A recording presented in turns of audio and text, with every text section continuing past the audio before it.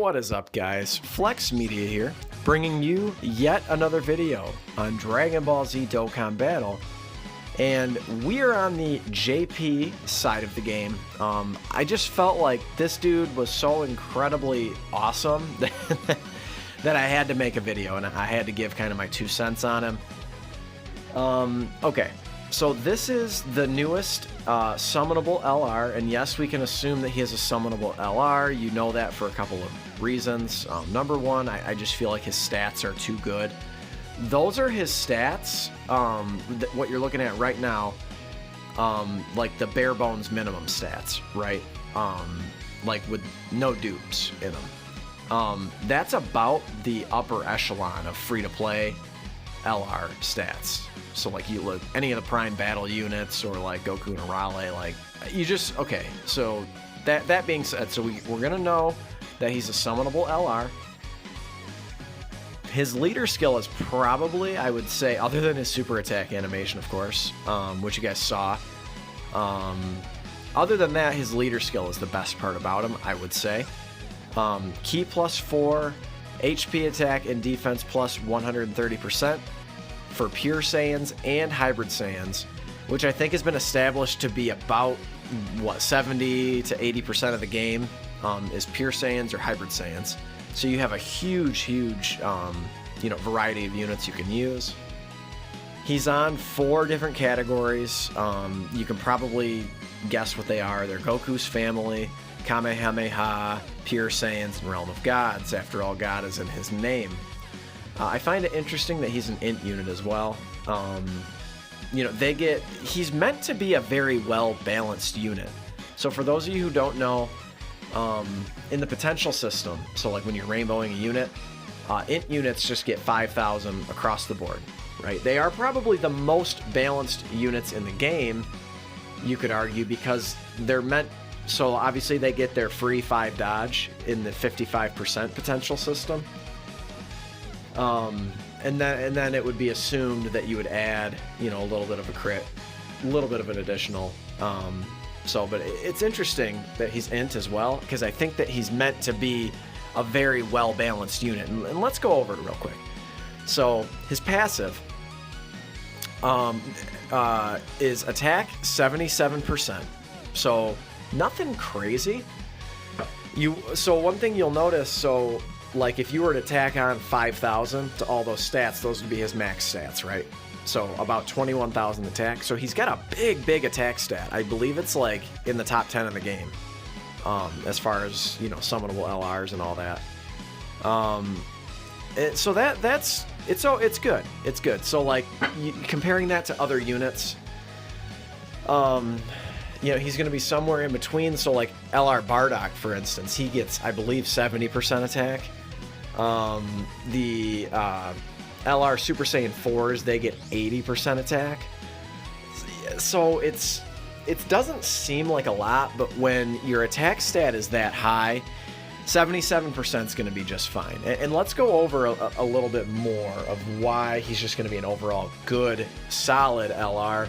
He's not like super duper amazing, mega ultimate, crazy or anything.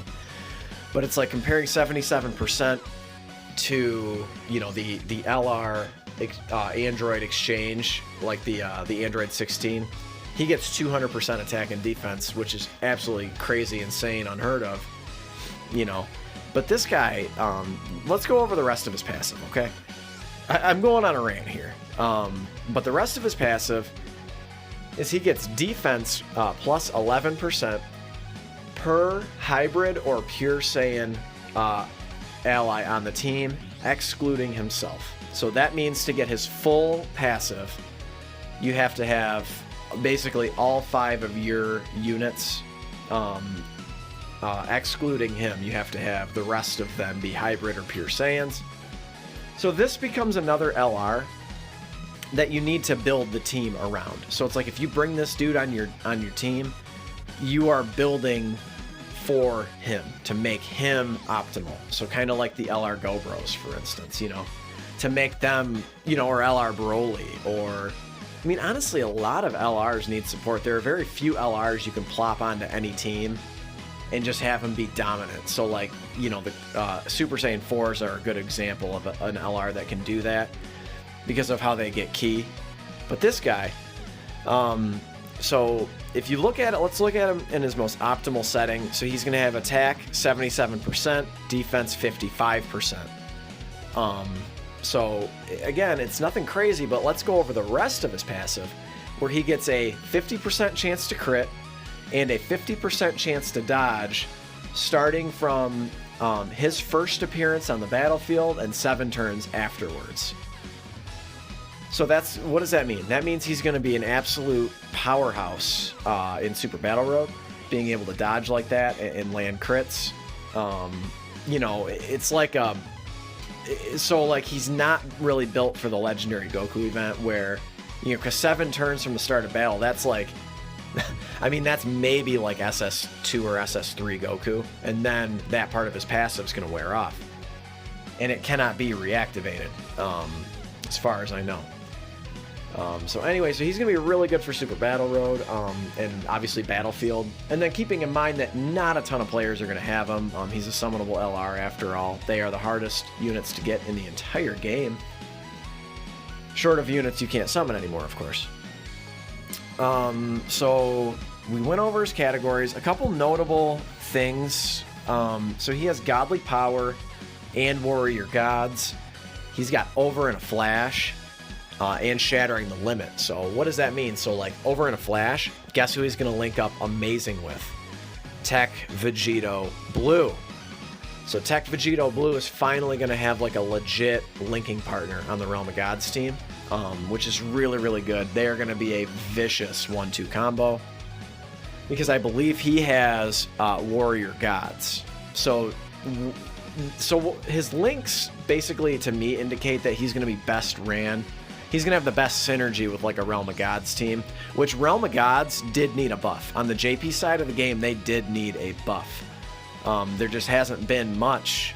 I mean, I'll have to go back and double check, but I think since like the AGL Zamasu, I don't think there's really been any buffs to that team because they've been, you know, because they've been going through the sagas. You know what I mean? They started with the Namek saga and worked their way.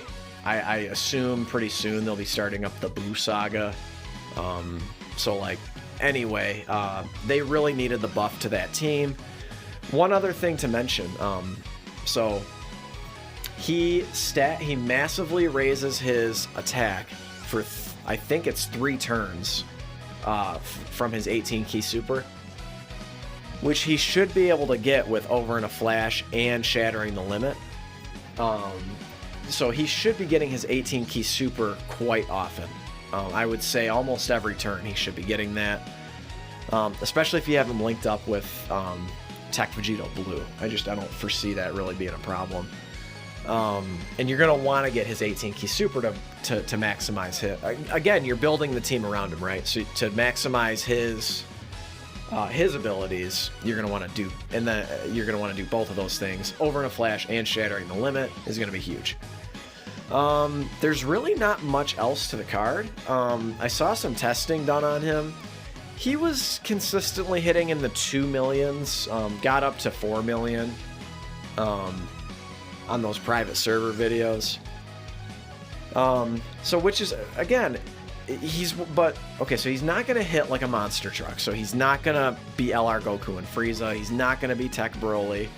However, with that chance to crit built right into his passive, you give him additionals, and then you can stack up his attack every turn for 3 turns. So if he gets you, let's just say in an optimal situation, he gets additional attacks all 3 turns. So he's stacked up his attacks 6 times, and he's gonna hit really, really hard, right? So just keep that in mind. So built-in crits, you know, if you're getting a crit every other turn or every turn if you have a little in the potential system, I mean, he's just good. And then a 50% chance to dodge. So, but I kind of just wanted to go over it in like a summation. He's good. He's not amazing, but he's pretty damn good. And just for his super attack animations and like nostalgia purposes alone, and like my own personal reasons, he's now my second most wanted unit. Sorry about that, technical difficulties there. So he is now my second most wanted unit in the entire game. I love him, and I just love that they made like a well-balanced unit, because not every unit they come out with needs to be the best unit in the game. You know, a game that does that is Dragon Ball Legends, and it just makes the game move too quickly, in my opinion. So like right now we're going through a meta change where these Dokkan Fest exclusive leaders are now insane support units. So, and then they transform into like insane, you know, damage units, right? So, you know, starting from Future Gohan, and then of course STR Cooler. So anyway, guys, I don't want to make this video too horribly long. I just wanted to give my 2 cents, show you guys the super attack, and if you guys like videos like this, I don't mind talking about JP. I like JP Dokkan. You know, as I've mentioned before, global, I just like being able to read. And I also have just a lot more, you know, invested in my global account. Just is what it is. I don't have time to start over. You know, I have a JP account. It's decent. It's fair. I have a couple good teams on it, so I can at least run events and stuff. I will be summoning for him on the JP side when he comes out, which I anticipate being, today is the 13th. I would anticipate either tonight or tomorrow night would be my guess. A lot of times those banners drop at like 4:30 in the morning. But anyway, we'll see, and I'm going to close the video right here. If you guys like talking about JP Dokkan, go ahead and leave a like on the video. Comment, let me know if you guys are going to summon for him. Let me guys know what you think of him. I think he's pretty good. He's a well-balanced unit, okay? So that's the video. Subscribe if you're new, and I'll catch you guys in the next one. Later.